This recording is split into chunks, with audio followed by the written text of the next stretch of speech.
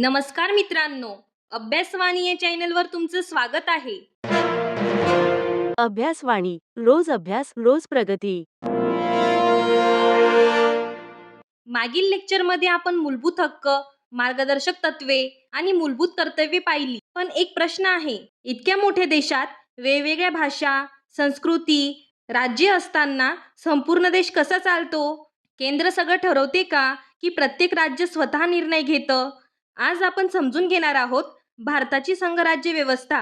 हा topic MPSC, सरळ सेवा तसेच इतर सर्व स्पर्धा परीक्षांसाठी डायरेक्ट विचारला जातो. मूलभूत हक्कांनी नागरिकांचे संरक्षण केलं, मार्गदर्शक तत्वांनी राज्याला दिशा दिली. पण राज्य म्हणजे नेमकं कोण? केंद्र की राज्य सरकार? इथूनच संघराज्य व्यवस्था सुरू होते. आता बघा, काही कन्सेप्टवर आपण फोकस करणार आहोत.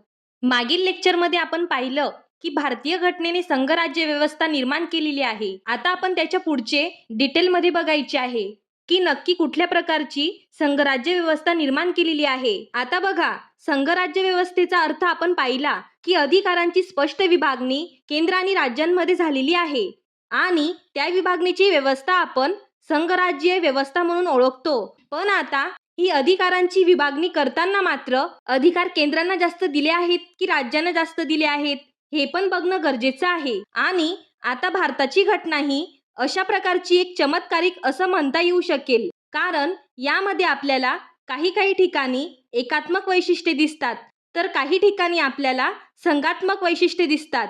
एकात्मक वैशिष्ट्ये याचा अर्थ असा झाला की अधिकारांची विभागणी केलेली असताना मात्र झुकाव हा केंद्राकडे दिसत असेल तर त्या वैशिष्ट्याला म्हणजे घटनेतल्या त्या वैशिष्ट्याला आपण एकात्मक वैशिष्ट्य असं म्हणू शकतो. आणि संघात्मक वैशिष्ट्ये फक्त काय इंडिकेट करते की अधिकारांची विभागणी झालेली आहे, दोघांचे अधिकार वेगवेगळे आहेत, स्पष्टपणे जाणून येतील अशा प्रकारचे आहेत असं दर्शवणारी जी काही वैशिष्ट्ये आहेत त्यांना मात्र आपण संघात्मक वैशिष्ट्ये म्हणू शकतो. त्यामुळे भारताची घटना ही नेमकी संघात्मक आहे का एकात्मक आहे? जर दोन्ही असेल तर कोणती वैशिष्ट्ये संघात्मक आहे आणि कोणती वैशिष्ट्ये एकात्मक आहेत याचा भरपूर अभ्यास आतापर्यंत करण्यात आलेला आहे. भारताची घटना निर्माण झाल्यानंतर बराचसा अभ्यास तर परदेशातल्या माणसांनी केलेला आहे. परदेशातील असलेला पॉलिटिकल सायंटिस्ट म्हणता येतील. त्यांनी भारताच्या घटनेचा अभ्यास करून नक्की कशा प्रकारची घटना आहे याबद्दल भरपूर वर्णन त्यावेळी केलेलं आहे आणि त्याच्या आधारावर त्यांनी भारताच्या घटनेचं वर्णन करताना काही वाक्य पण वापरली आहेत. कोणी कोऑपरेटिव्ह फेडरलिझम म्हटलंय, कोणी कॉन्फ्लिक्टिंग फेडरलिझम म्हटलंय तर काहींनी सेंट्रलायझिंग टेंडन्सी असलेलं फेडरलिझम म्हटलंय. यावरही आपल्याला परीक्षेत प्रश्न आलेले आहेत. या सगळ्या गोष्टींचा अभ्यास करणारा आपला आताचा चॅप्टर आहे भारतीय संघराज्य व्यवस्था. तर या चॅप्टरची सुरुवात करण्याआधी आपण एक थेअरी म्हणून हा पॉइंट बघूया. तर बघा, शासन पद्धतीचे नेमके प्रकार कोणते असतात? म्हणजे जगात वेगवेगळ्या ठिकाणी जी शासन पद्धती निर्माण झालेली आहे तर त्यांचे प्रकार नक्की कुठले कुठले? तर दोन प्रकार आपल्याला या ठिकाणी दिसत आहे. एकतर एखाद्या देशात एकात्मक शासन पद्धती असेल, याला इंग्लिशमध्ये आपण युनिटरी म्हणतो, नाहीतर संघराज्यात्मक असेल त्याला आपण इंग्लिशमध्ये फेडरल म्हणतो. मग या दोन शब्दांमध्ये काय फरक आहे ते आपण बघूया. एकात्मक या शब्दाचा अर्थ काय होतो?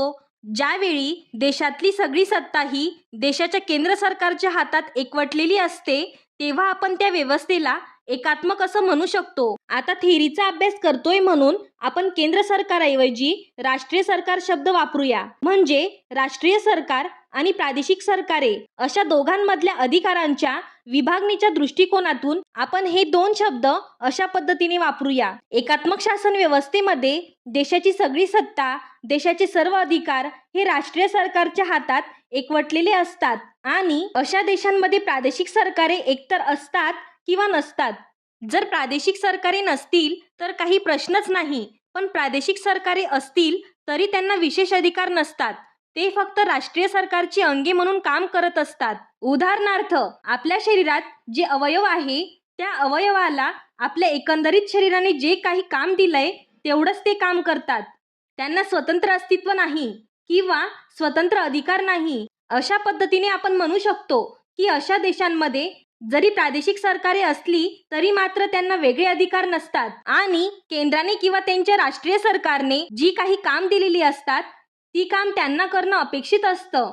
स्वतंत्र अधिकार मात्र त्यांना कोणतेही उपलब्ध नसतात किंवा त्यांना वापरता येत नाही. आणि काही देशांमध्ये प्रादेशिक सरकारे नाहीच आहेत, म्हणून फक्त एकच सरकार त्या देशांमध्ये असू शकतं, ते म्हणजे राष्ट्रीय सरकार असतं. तर अशा प्रकारची काही उदाहरणे आपल्याला सांगायची म्हटले की ज्या ठिकाणी एकात्मक, एकतर 100% एकात्मक नाही तर मोठ्या प्रमाणात एकात्मक असलेली व्यवस्था आहे. असे काही उदाहरणं आपण पाहूया.